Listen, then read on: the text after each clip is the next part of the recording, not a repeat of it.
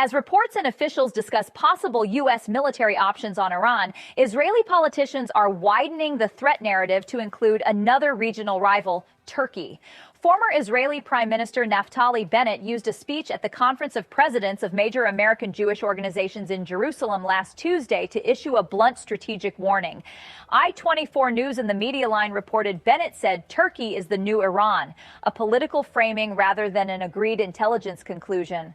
Bennett described Erdogan as a sophisticated and dangerous adversary who seeks to encircle Israel. Bennett argued Turkey and Qatar empower Islamist movements in the region, his characterization rather than an independently verified assessment. He claimed an emerging Sunni axis could include Pakistan, though he did not provide evidence, and other governments have not endorsed this framing. A new Turkish threat is emerging, Bennett said, according to Israel National News. We must act in different ways, but simultaneously against the threat from Tehran and against the hostility from Ankara. Bennett criticized what he called years of containment and urged a more proactive posture, according to the Media Line. He argued that Israeli leaders had invested too long in barriers and deterrence while postponing decisive action. He called for replacing that approach with what he described as a doctrine of initiative, pledging that hostile forces would never again be allowed to entrench themselves along Israel's borders. Bennett also directed criticism at Israel's current leadership, saying the country is more divided than ever. Israeli political reporting suggests Bennett is positioning for the next election, though timelines and outcomes remain uncertain. Days later, Prime Minister Benjamin Netanyahu unveiled his own diplomatic vision. Speaking at his weekly cabinet meeting on Sunday, Netanyahu described a proposed hexagon of alliances, a network of nations spanning the Middle East, the Mediterranean, Africa, and Asia. He explicitly named India, Greece, and Cyprus as part of the framework, along with unspecified Arab, African, and Asian states, according to the Times of Israel. Netanyahu's office and Israeli and Indian outlets report that Indian Prime Minister Narendra Modi is scheduled to visit Israel this week for talks on defense, artificial intelligence, and trade. Netanyahu framed the proposed alliance as a counterweight to what he described as two radical formations.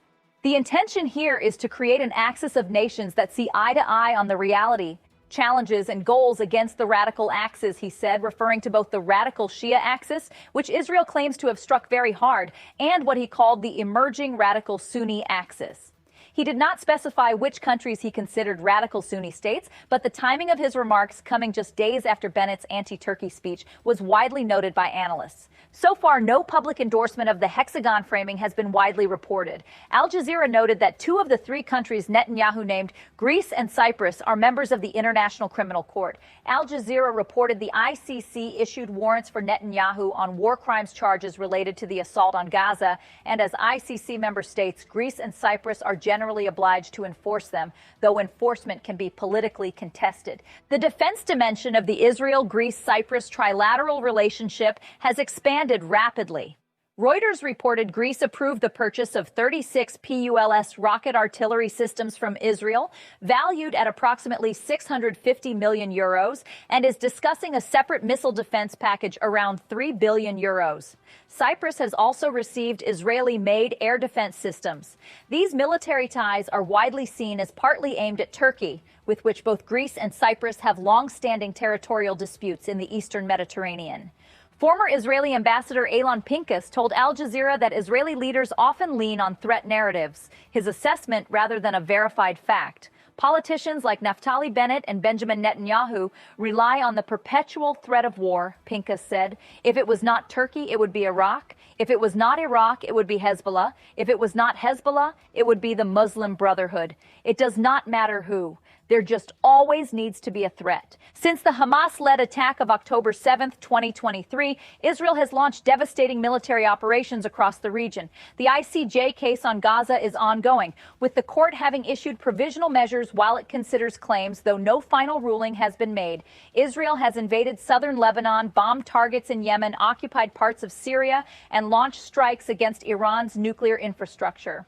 Critics say some Israeli policies in the West Bank point toward de facto annexation, though Israel disputes that characterization. Despite being political opponents, Bennett and Netanyahu are both right-wing Israeli leaders who oppose Palestinian statehood. Analyst Goldberg told Al Jazeera that Bennett's rhetoric reflects a push to outflank Netanyahu from the right, his interpretation of the political dynamics. This has always been what Naftali Bennett has been about, Goldberg said. Liberal Israelis have been projecting their own hopes onto him simply because he was an opponent of Netanyahu. He is not even pretending now. He is just trying to overtake Netanyahu on his right. But framing Turkey as a threat equivalent to Iran is both complicated and, according to analysts, largely absurd. Turkey is a NATO member with one of the largest militaries in the alliance. Israel and Turkey had extensive defense ties in the 1990s and 2000s, though relations later deteriorated. The two countries shared intelligence and conducted joint exercises for years. Unlike Iran, Turkey recognized Israel early on, and relations have historically been managed through diplomacy rather than open confrontation. The most significant rupture came in May 2010. In 2010, 9 Turkish citizens were killed in the Mavi Marmara raid, and a 10th later died from injuries, according to widely reported accounts. The vessel was part of a humanitarian flotilla attempting to break the naval blockade of Gaza.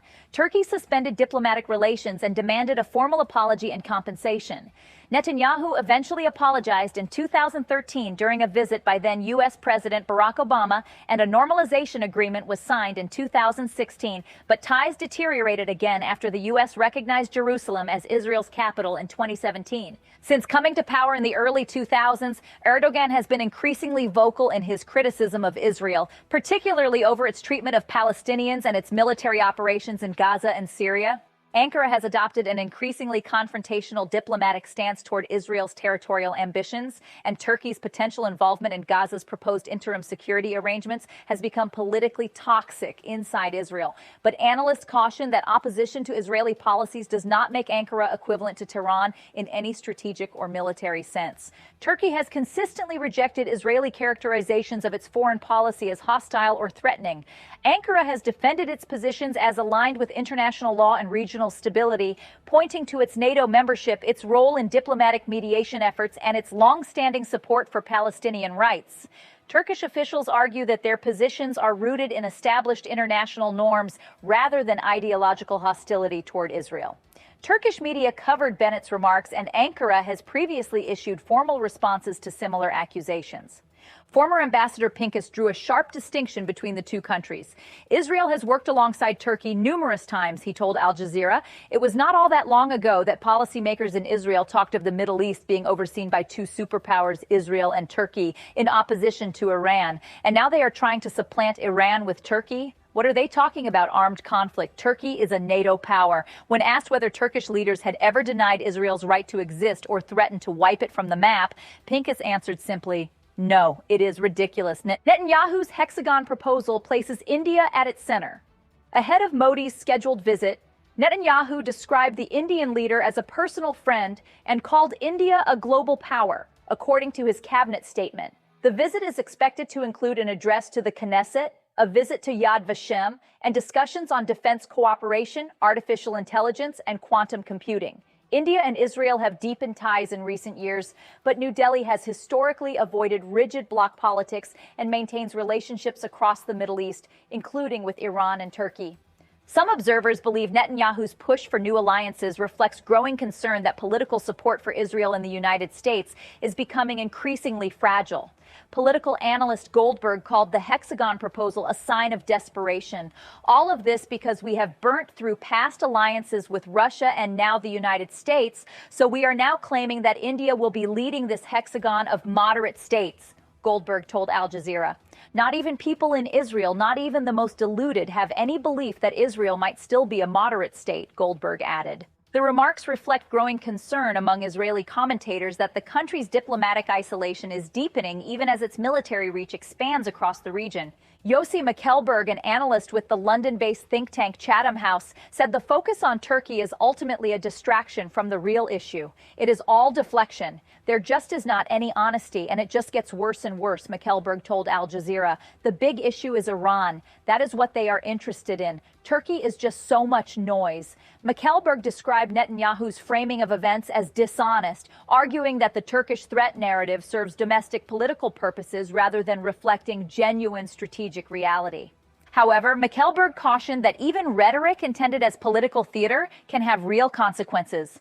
Most leaders, at least the devious ones, can separate rhetoric and reality, so there is no real chance of one spilling over into the other, he said. But the risk is that as Israel ramps up its rhetoric against Turkey, it risks making it a genuine opponent. The warning underscores a broader pattern in which Israeli political posturing designed for domestic consumption can reshape the regional dynamics it claims to be responding to.